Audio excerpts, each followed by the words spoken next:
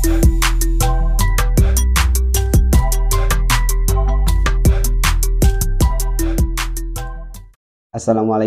warahmatullahi wabarakatuh. Halo semua para pemirsa sekalian. Di kesempatan hari ini kita kembali lagi akan membahas seputar permasalahan-permasalahan yang dihadapi oleh para pasien diabetes. Dimana kalau di video sebelumnya saya sudah menjelaskan penyebab terjadinya jari menghitam pada pasien diabetes. Dan di kesempatan hari ini kita langsung saja membahas masih seputar tentang luka diabetes, yaitu apakah jari yang menghitam bisa sembuh tanpa operasi. Oke, dimana kejadian jari menghitam ataupun nekrosis pada pasien-pasien dengan luka diabetes itu angka kejadiannya sangat tinggi. Dan memang seringkali yang menjadi pertanyaan dari pasien adalah, Mas, kalau luka seperti ini apakah harus dioperasi? Bisa nggak kalau dirawat saja? Ya, apakah bisa sembuh atau tidak? Maka dari itu saya akan menjelaskan beberapa faktor luka diabetes ataupun jari yang menghitam pada luka diabetes itu bisa sembuh atau tidak tanpa dilakukan operasi.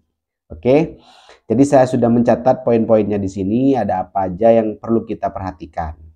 Yang pertama yang perlu kita perhatikan adalah kehitamannya sampai seluas mana ataupun sampai daerah mana, ya. Pada kasus-kasus jari menghitam itu kan banyak jenis dan kehitamannya sampai mana.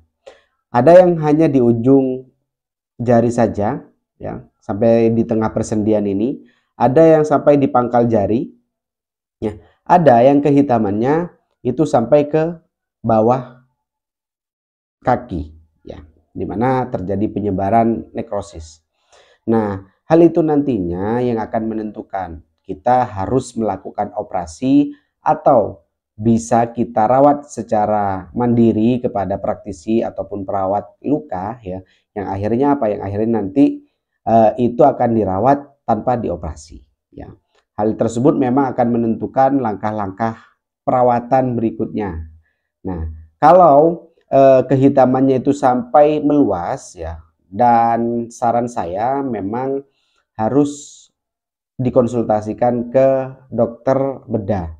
Karena apa? Karena alangkah lebih baiknya jaringan tersebut segera diangkat dan dibersihkan. Sedangkan kami ya, sebagai perawat tidak bisa secara maksimal kalau kerusakannya sangat luas. Contohnya seluruh jari kaki ini sampai ke bawah itu terjadi nekrosis. Ditakutkan apa? Ditakutkan kerusakannya bisa sampai ke tulang, ya. Dan alangkah lebih baiknya memang harus di debridement di kamar operasi. Oke. Beda lagi kalau kasusnya itu hanya sekedar di jari saja, ya, ataupun di pangkal jari ataupun di tengah persendian ini.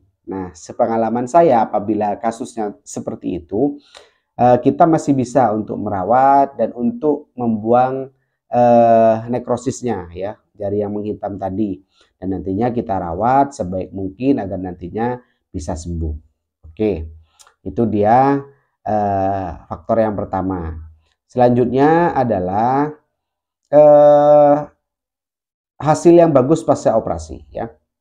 Nah, untuk hasil yang bagus biasanya kalau pasien-pasien ini dilakukan debridement ataupun operasi di kamar bedah, yang biasa kita harapkan sebagai perawat luka, ya, ataupun sebagai pasien, tentunya hasilnya bagus, ya. Nah, hasil yang bagus itu seperti apa? Sepengalaman saya, ya, luka pasca debridement, ya, luka diabetes yang menghitam itu kalau sudah meluas sampai ke bagian kaki, itu alangkah lebih baiknya memang dijahit, ya. Jadi di kamar operasi setelah dibuang jaringan yang rusak, nah jaringan yang masih bagus nanti itu dijahit. Ya, harapannya apa? Harapannya adalah mengurangi kontaminasi bakteri dan mempermudah dalam proses penyembuhan pada lukanya, ya. seperti itu. Tapi ada juga hasil operasi yang dibuka, dibiarkan begitu saja. Jadi open ya. Ketika sudah diambil jarinya, ya dibiarkan begitu saja gitu. Ada beberapa kasus yang seperti itu. Nah, kalau bisa, saran saya mintalah kepada dokter agar luka tersebut setelah dioperasi harus dijahit. Ya, akan lebih mudah nantinya dalam proses penyembuhan pada lukanya. Oke, selanjutnya kalau pasien tersebut lukanya masih di area ujung-ujung jari ini, itu bisa sembuh, bisa ya. Banyak kasus yang saya tangani ya dalam kasus luka diabetes yang menghitam ini di ujung-ujung jari, bisa kita rawat dan bisa kita ambil secara mandiri ya dengan menggunakan bisturi ya, dan itu memang butuh ketelatenan dan tidak bisa dirawat pribadi oleh keluarga atau oleh pasien sendiri, harus dibawa ke tenaga medis ataupun perawat yang menangani. Karena itu nantinya kita harus mengambil bagian-bagian tulang yang rusak dan itu masih diperbolehkan bagi kami sebagai perawat untuk membuang jaringan matinya. Ya. Terus selanjutnya bagaimana sih cara perawatannya?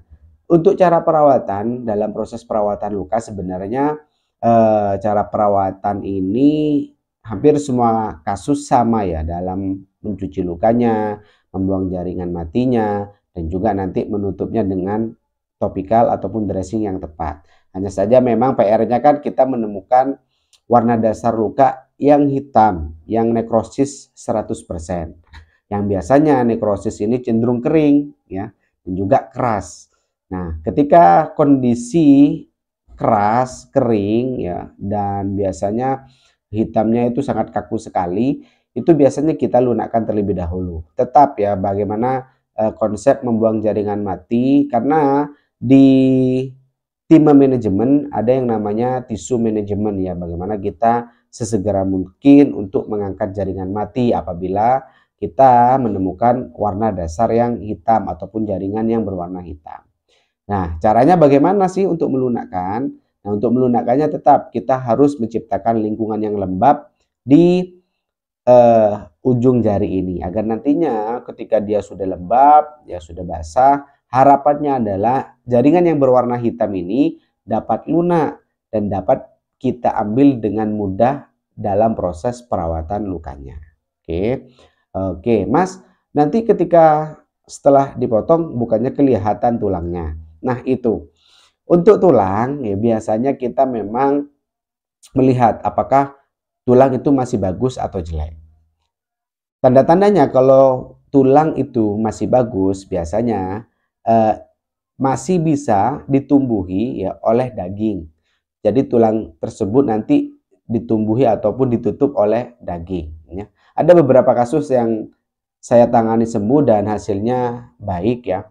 Walaupun ya jangan berharap bentuknya sama dengan jari yang sudah dipotong gitu kan, terus berharap jarinya akan kembali seperti semula, ya tidak. Nah, dari situ memang yang harus kita pelajari adalah alangkah lebih baiknya kita hanya kehilangan bagian-bagian dari jari kita ketimbang nanti hilang seluruh anggota kaki. Ya, seperti itu.